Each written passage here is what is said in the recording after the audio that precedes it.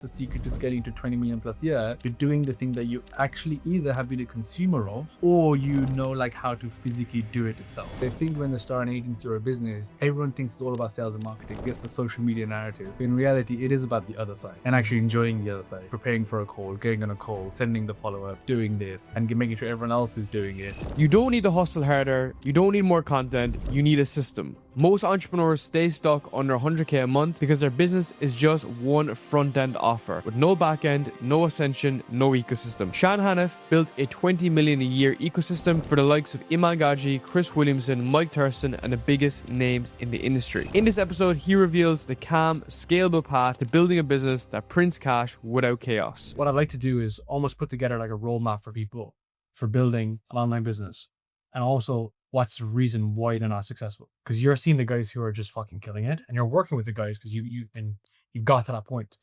What's the gap between those guys and everyone who's struggling to sell their first agency offer, their first program? What's the gap there?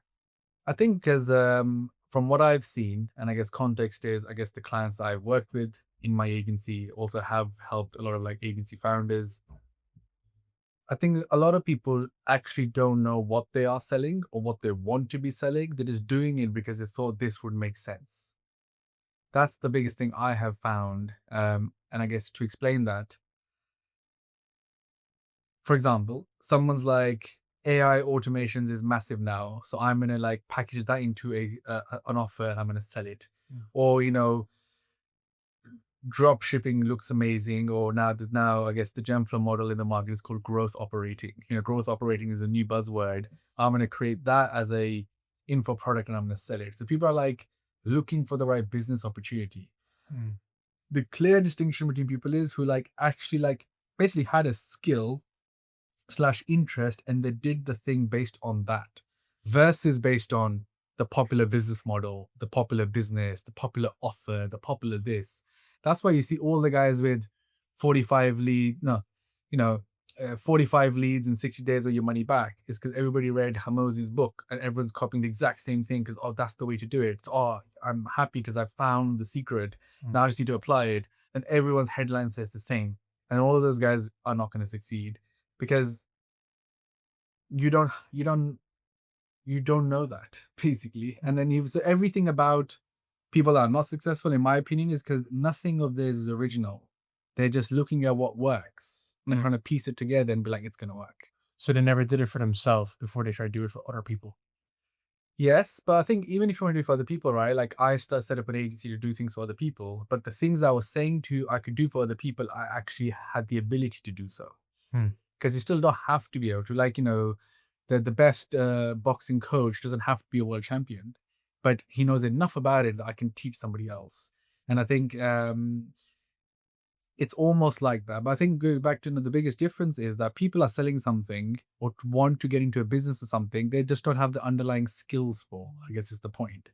Because if you want to launch like I was saying, a growth operating agency, which is quite hard, because what that basically means is, for anyone listening, is that you're gonna do what I do basically at Genflow. So it's like you're gonna go to someone with an audience, so you're gonna say to them, I'll do the back end for you. You be the front end, and that's now becoming very popular. So I thought I'll pick an example. But in that, you have to have all those skills now. That means that you need to be able to build landing pages, run ads, do this, do that, do this. So it's actually very hard for a beginner, because now you're saying you need like 10 skills. But even if you focus on just one of those, so people don't have the skill, but they want to jump in it because they think this is a profitable niche or a good business model, the best business model. And that's the difference, I guess, too. The reality is there's like 10 different components in there. And if you focus on one component as it is, one, it's incredibly difficult the deeper you go into it. And two, that can make as profitable as you want it to be. And one of the things that I've really become aware of, like working with you on this over the past year, was how difficult it is, and also how much reps you need to do. Like that was a glaringly obvious thing from your program, was the fact that how much reps you have done of outreach, sales, of presentations, of proposals, to be able to sign these big clients that people think, oh, that just happens for you now. 100%. And you've explained that really, really well. So I'd like to kind of walk through that kind of mentality, because people don't realize like how much reps is actually involved. Just want to take one quick break to ask you one question. Have you been enjoying these episodes? Because if you have, I'd really appreciate it if you subscribe to the channel so that more people can see these episodes and be influenced to build an online business this year. Thank you. And I think, I actually don't like that saying about reps, because it almost seems like, oh, I just got to do the same thing lots of times. It's like, no, you have to like work at doing that thing, but actually be looking to improve whilst doing it, which means you have to very like strategic, analytical way of doing something. So the bad thing of reps is someone sending like the same like cold DM, and they say if I send it like 1,000 times, then obviously it will eventually start to work. So as long as I keep waking up and sending my cold outreach campaign, so as I keep pulling more leads from Apollo, and I'm doing this, I'm doing that, and sending, it's just gonna work. So it's almost like, no, because if you're not, I did this, why didn't it work? Okay, I have a new hypothesis. I'll try this. Okay, is this gonna work? This didn't work either. Let me have another hypothesis. You're actually continuously hypothesizing, like, why is it? And then it'll work. And yes, that takes a lot of, I guess, courage to do that, because, you are continuously not winning and trying. And you are right. Today, people are like, I'm going to do something. Is it going to work? It didn't work. Okay, that means this whole thing doesn't work. And then you're looking for something new or different or new strategy. So I had someone email me, he's like, I watched a YouTube video. He's like, I'm starting to get clients, whatever. I want to, and I was like, why? What do you do? What's the struggle? And he came back to me, he goes, I want to get inbound leads. And it's not happening for me. I'm making like 3 videos a week, whatever. And I was like, I just went back to him saying, why inbound leads? Like, the only thing you control as a small business, agency, or whatever, is you can sit and outreach. And that from my thing that I call hot outreach, is like, if you just spend so much time working on the quality of your outreach yourself, you control the destiny of your growth. But him, he's like, I have chosen inbound, and like, I want leads from my content because that's what I want. And I went back to him saying, it's not how business works. It's the ego. Yeah. But that's to go to your point of like the difference between success, failure, whatever, is just like, because people want it to be the way they want it to be. I went back to him and saying, it's like saying, I want to lose weight, but I still want to eat ice cream 3 times a week. It's just not going to happen. So like, you're not going to grow your business if you only want this way of getting leads. And I don't know why people think like that, because you should want to do the best thing that's in your power to grow. But you've almost mastered the unsexy element of the business. And that's why I love the raw like attitude you have towards it. And the biggest awakening for me, the biggest unlock, was the customer success component. The least sexy part of a business, about not just getting sales, not just putting up a Stripe screenshot.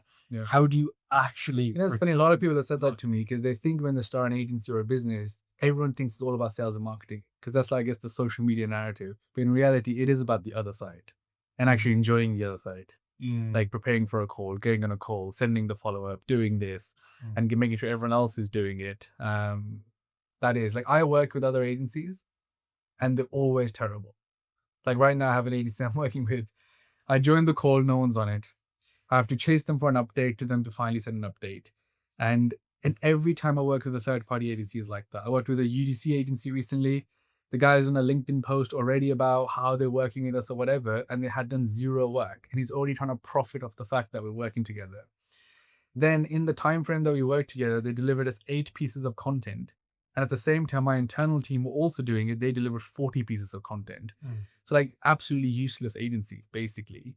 And that's where it's riddled with today, because everybody's so focused on sales and marketing and positioning and getting another client, get to 10K a month, 50K a month, that the other side almost is the lost thing. And that is the showing up each week to a call, sending weekly updates. Some of the cadence that I believe in is like, each week you are sending, this is my plan this week, this is what happened this week, here's a deck that showed you what happened. And that way of working, it really is very unique. And you're right. I guess I've never thought about it as in like, the thing with me is I don't think something is a choice. It's like, that's the thing needed for success. It just has to happen. Start a bit more, because that's super interesting, because the way it was explained to me was you always have to manage the back door. Always to manage the back door, because if you're losing, if you have 10 clients and you're losing 2 clients a month, 20% churn, you're out of business in 7 months.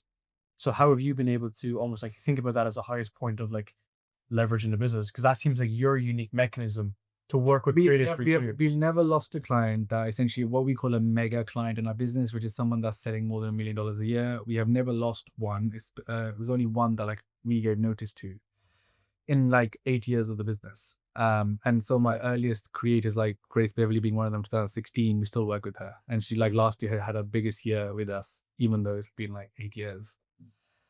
And it is because what I was saying, which is that when I want to do something, it's very easy to sell something, right? It's very easy to position, sell. I guess know that if I was to do this, all these other things also have to happen. And hence why if you sign a client, you're going to sell this, you sell it in for a product, like the rest of it that has to happen is all equally important. And I think that's the part where people then don't do, or they think, if you listen to it online, is you find other people to do it, you step away from it, don't work in the business, you can fulfill it by having third-party people. So every single thing about actual fulfillment of work and quality of service is a thing that everyone tells you that you don't need to do or you shouldn't care about enough. It's all about the front end. What other limiting beliefs or things that are in an industry that are just simply not true that you believe? Or that you... I think one that you will find other people to fulfill your work as an agency. So I guess on the agency spectrum, it's 100% that someone else will do the fulfillment. And people massively say that your job is to bring a client in and someone else will fulfill it. When I mean someone else, they mean like hiring remote people overseas. Then it's even your team will fulfill it and you shouldn't have to do it, shouldn't have to do that. I'm still heavily involved in the biggest things that are happening in the business. When someone says, where do you spend your time on, etc. I think it's this thinking of, I used to think, right? You work on the business, not in the business. I even say that myself. But people literally take it as a literal thing, which is, well, I shouldn't have to do this stuff now because I should be focused on growth, which means I shouldn't have to jump on a call. I shouldn't have to check something or whatever. I think that's my biggest difference in belief versus how everybody thinks. Even in the company today, $23 million last year we did. In revenue, I have 100+ team in multiple countries or whatever. Like, it's not easy, but have still no issue being involved in absolutely any part of the business, or I'm close enough to almost every part of the business because that is the way I can actually manage it. The idea that you don't need to be working in the business. When did you develop that attitude? Because most people, when they make more money, they develop more of an ego. I think for me, it's there is a certain pride in obviously like quality of work. And I think that is where that comes from, because if I'm not across it in some capacity, if that could be the final review, it could be, it gets reviewed by somebody else and comes to me, or whatever that may be, like the different systems and things are in place. It's just that quality. Yeah. I say to people, and when I was working 10 years ago, my manager, what happened was I used to email, I worked as an accountancy firm. I sent an email to a client and the client emailed the partner and goes to them that they don't want to work with me anymore. Obviously, because I'm like terrible, basically. And I remember my manager goes to me, every email that you write, you got to imagine this is the last email you are ever writing. So it's your best email ever. And that always stuck with me, is like every piece of work you do, you should do it to that level. Like someone's got a gun to your head. And I think that's the thing, that it's like, no, I don't care what the thing we're doing. Just now, I guess, as you're recording the other episode, I was just reviewing a website and they hadn't done a few things. And I literally saying to them, like, no, it's not how we do stuff. So that DNA of like what makes us is the thing that is the quality driver, I think, is how I do it. How do you keep that standard when you scale so much? Because I struggle with that, which is when it's gone to multiple different parties, the original idea is difficult to bring through everyone when you have 15, 20, 25, 30 clients.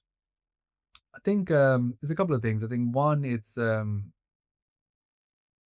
massively believe in, like, as an agency, in your culture, you should be openly saying to people, we are McDonald's. Which means that we're going to follow a way of doing something. A Big Mac tastes the same in every McDonald's.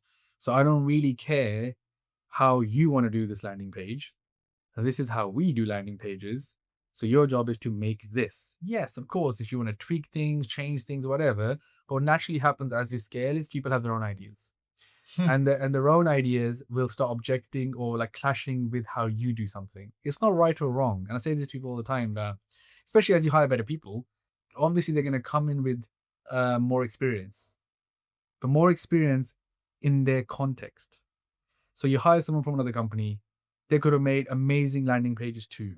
So but that would be based on the goals and the strategy and what they were doing at that place. So it's not wrong, but we are doing things a certain way. So you need to respect that and do it our way. Add your value where you can, but you can't start suggesting a new way, a different way, whatever.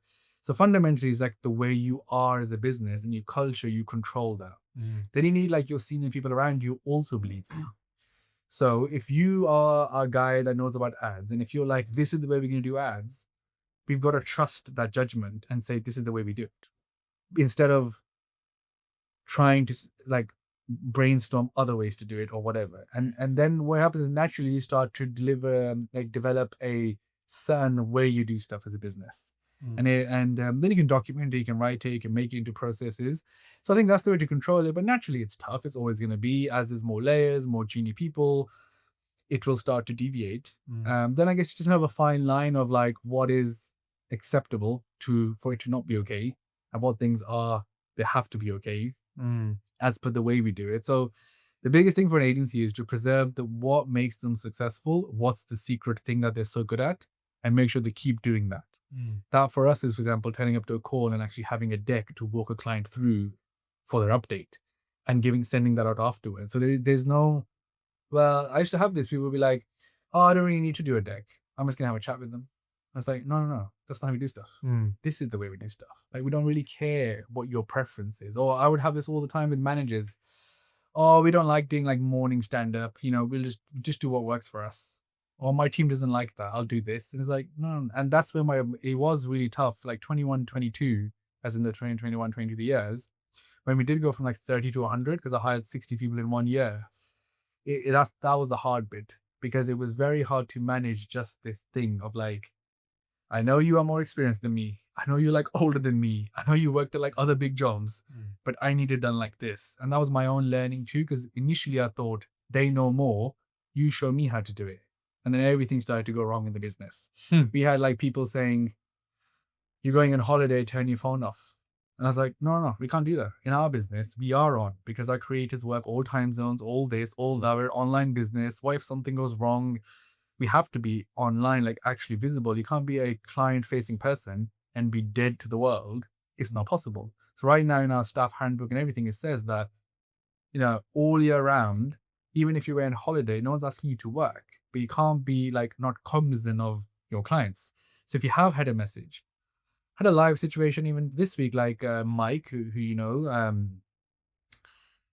the guy that manages Mike's business, he's off on holiday. But even then, like, obviously something has happened. So Mike's like messaged him. Obviously he's on holiday, but then he's messaged in that internal Slack saying, hey, FYI on this, because he still has to be aware of the fact that he's essentially managing clients. He's responsible. So you never like off. So like lots of these things ultimately comes down to your culture and how you are and being upfront with it, so people know. Before we go any further, I have one question for you.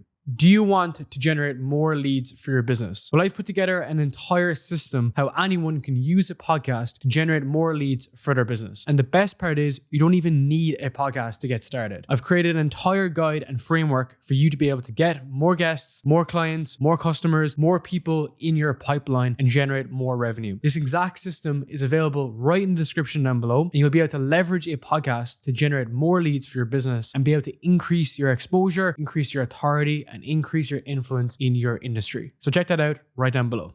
What I loved from a lot of your work that you shared in the program was that the culture is you at the founder, and you have to be about it.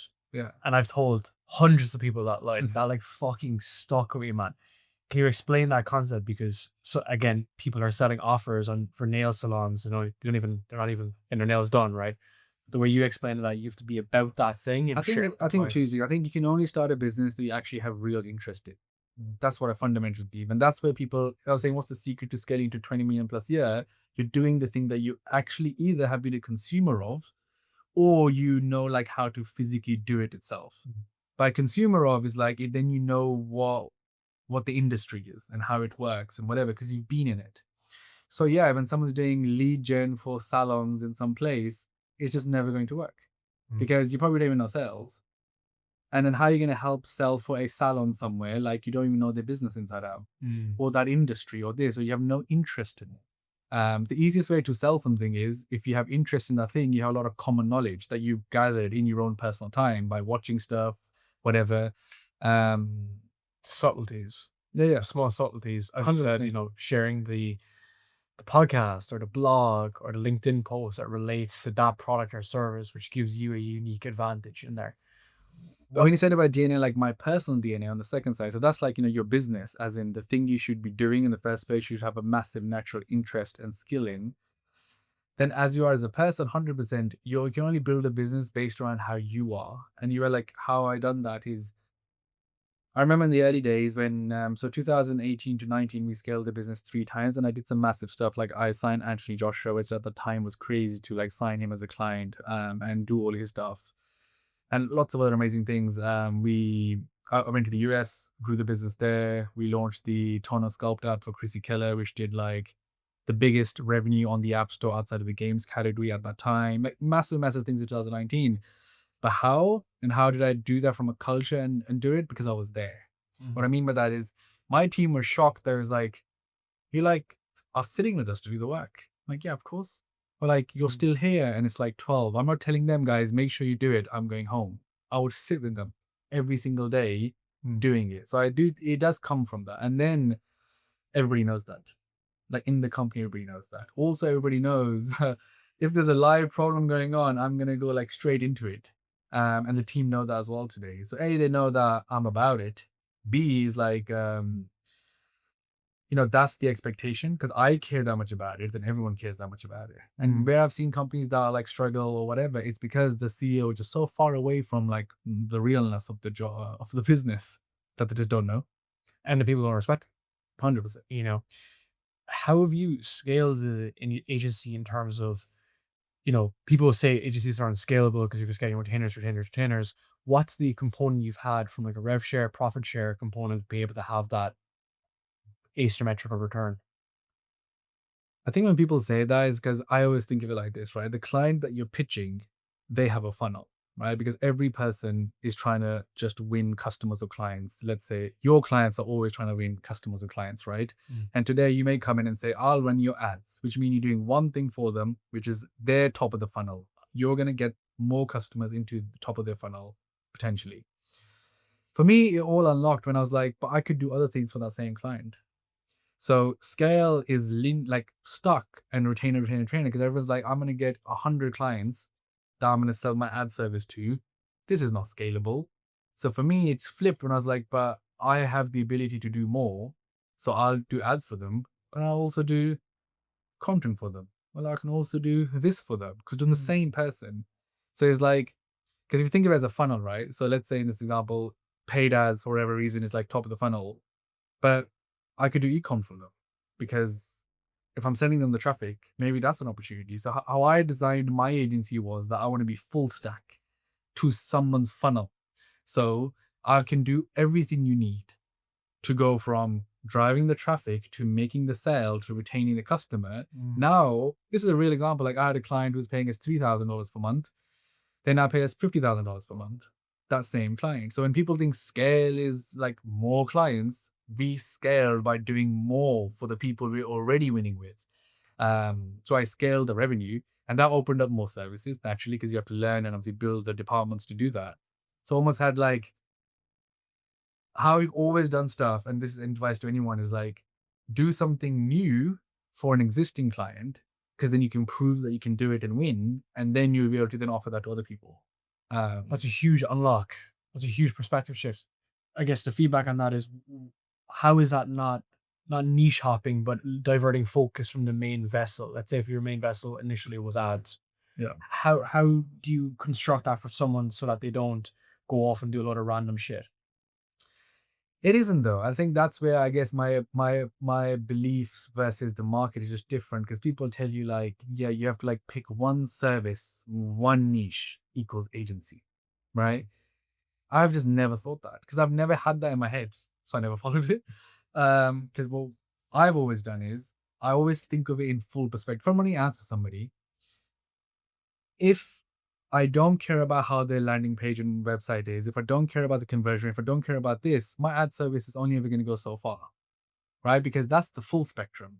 Why are they paying me for ads? Because they want me trying to sell stuff for them. If the rest of this funnel is terrible, we're just never going to win in reality, right? At some point, it's never going to win. So I've always thought that's why I think it's related. I don't see it as I'm only doing this part, but I'm just doing this part of the whole part, and I understand the whole part. So why can't I not do the other things in the same part? Is how I thought about it. So for me, a niche is more like industry. I would say niche is like D2C brands. Niche is like podcast. Niche isn't paid ads. That's just my opinion. That's a vehicle. Yeah, that just, it's like you're fixing one part of the funnel for that in that industry.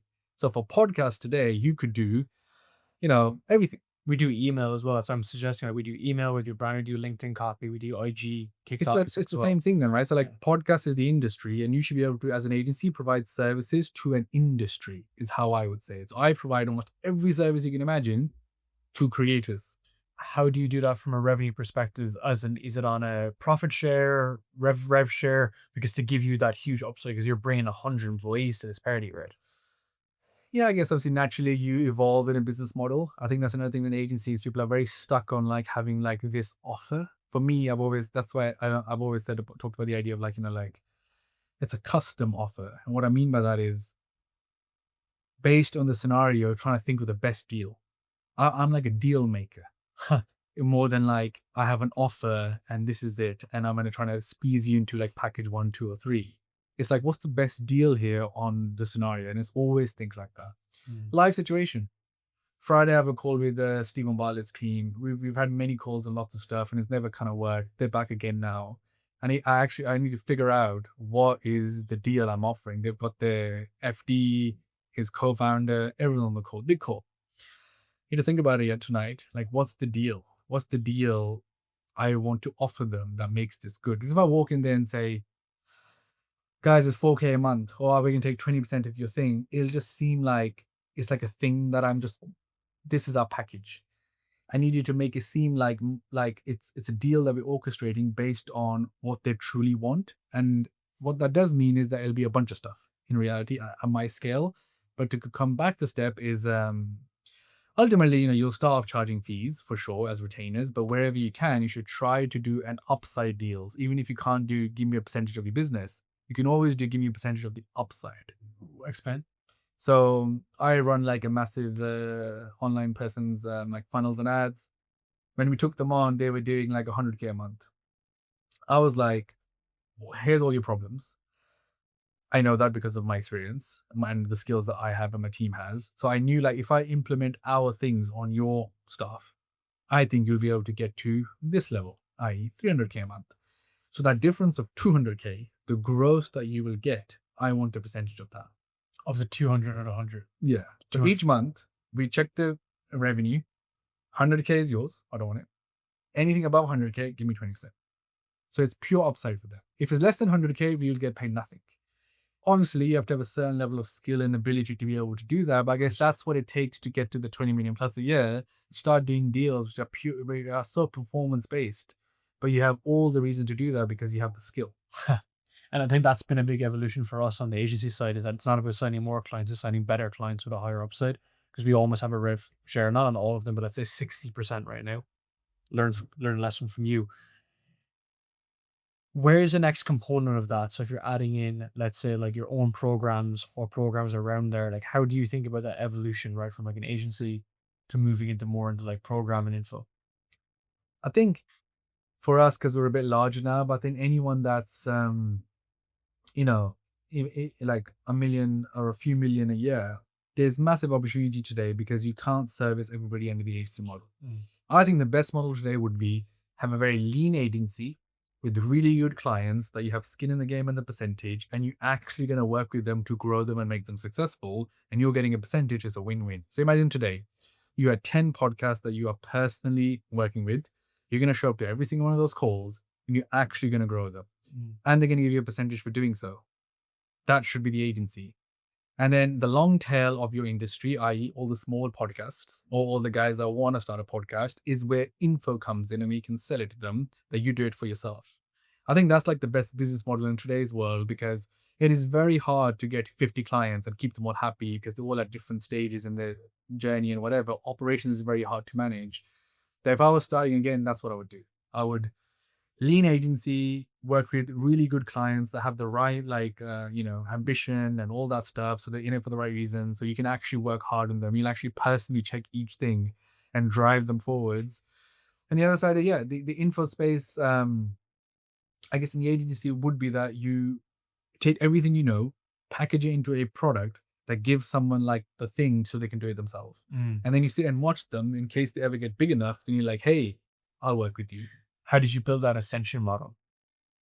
Like, how do you get people those results and then bake in an ascension between the info to the agency? The majority of my guests run content businesses. They've used content as the main element of their business to drive more revenue and build their influence online. We've been doing this through a podcast for many years. We have many guests, clients, and even customers use a podcast as their main source of driving more revenue for their business and building their influence online. And we're offering a handful of spots to book in a call with our team to learn how you, yes, you, can leverage a podcast to generate more revenue for your business and drive your influence online. Many of our clients and customers start from nothing, but each one of them are action takers and they want to learn more about how to build a podcast and a brand right around their business. So if you want to learn more and you're really interested in building a podcast, check out the link down below and book in a free call with our customer success manager, and he will guide you into how you can build and generate more revenue from your podcast this year. The truth is, if someone buys your information and gets success, it's always just going to be an organic, natural thing. Like, I don't think you need to have the backend offer and whatever. That's not what I'm saying. That's still you just upselling them a bigger, better course, a mastermind, whatever. That's still different to, I guess, how I see it. Mine is like, you sell the information. If the information is good enough, when you actually want another client, one of them may just be one of these people. But, if you want to sell them more higher ticket products, that's still you just selling them more information packaged differently. So as in like the two businesses, right? That's still you profiting more in the info space. The agency space with that you're doing it for someone like properly. Yourself. Who would you say is killing it the most in the space like that? Like, who's optimized that model? I don't know, to be honest. I don't really follow other people's business models. Or even who you're working with. Like, who's kind of crushed that in terms of servicing everyone in that market and then providing different levels of maybe like access or info products. I think obviously in info products, Iman, that we've been working for so many years, like obviously he just naturally has a size of audience and style and the rest of it, and different sorts of products. The new one now is around personal branding, which makes so much more sense because he's obviously chilled in building his own brand. That makes sense to package that into a thing. So obviously him. There are lots of people that I see obviously that have done really well in their niche and they've sold it. But I think I don't ever see I've ever seen like the ecosystem. So when it comes to what we do, or when I get involved in an info business, which I actually think is a digital product business. I hate the word info. Info to me is, I had to debate with someone else the difference between an info business and like a digital product business, because I think it's digital products. Info to me is when someone's selling information on how to make money, or they're teaching you a business model or whatever. Digital product essentially could be anything digital that's a product that's sold, even like a fitness program. So I always think of it as a digital product. That's why I don't really care about the info product market lingo, done for you, done with you, done on top of you, like all the acronyms and all that stuff. It's like, and then people's sales page would be like DWY in 70 days or money back, or this. Like, they even talk like that because they're only trying to sell to each other. And it's this like little world that they are going around. It's an MLM. One really big one. And that's so I think for me it's digital products is the game that I am in, and I call that the digital product ecosystem. And all that means is, imagine you had a triangle.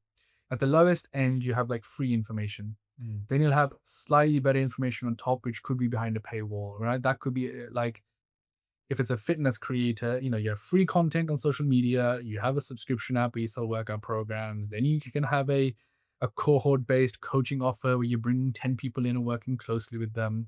Then you can have a one-to-one offer, and then it could be maybe an in-person 2-day, Maldives, whatever event. And that's why I call it a digital product ecosystem, meaning that you have products throughout the thing for different people in your audience, essentially. And that's where we find success, that if I enter a business, I'm like, okay, what are all the different problems your world is having? How do we create products for all those different people? And it could be separate small products. It could be one big product, could be this. And I think that is the art of info product thing. And I guess where I think it's a bit off today in the world is that most people will try to just create this one like amazing product and trying to sell that at the highest price possible because they know they'll be able to convert the least amount of people. So your return is the highest, right? So if I say, we help you start a drop shipping store and get to 100K or your money back, in 6 months, right? You'll see this everywhere on social media. And how much the price? 12K, right? Because you just need to convince 10 people to make 100 grand. So it's just like, that's basically the wrong way to do it. And from my experience of being in this industry. Before we finish up, how are you creating that digital suite of products in your ecosystem going forward? In terms of what's your next step even for Genflow? Are you going to start creating that suite end to end for people to even get early access to you guys, to start having like just an info product initially, or just a digital product initially? Yeah, I guess the truth is, obviously today at my agency Genflow, we only like sign clients and work with them. We either work with sign brands or we sign creators and work with them, and we don't actually monetize our like long tail of people coming in here. It is something that I'm working on, which is we need to package up what we know and start selling it to the world. So that is something that I'm working on right now, as a whole. But yeah, the core focus for us is, though, I guess, in my business, what's changed is that we're now investing in our biggest opportunities like this, that we're owners in, and trying to scale that. So I guess at the moment in my agency, that's our big focus. Second focus would be then, okay, how do we monetize what we know? It's a bigger upside. Yeah, for sure. Right. Whether the other one is just to help people, like genuinely help you, because you have it systematized, but that's solving like a different problem. Yeah. But your actual revenue opportunity is scaling the shit out of this. Yeah, it's fun working on big projects with big people. So I just can't help myself. Like that's naturally going to be the focus. Obviously, selling to like the rest of the world would be easy. So yeah, want to do it for sure. But yeah, it's more like like you said, helping people versus trying to make it into a big profit center of the business. Well, that's where your content's for. Yeah, exactly. Thank you, man. No worries. Always Appreciate it, dude.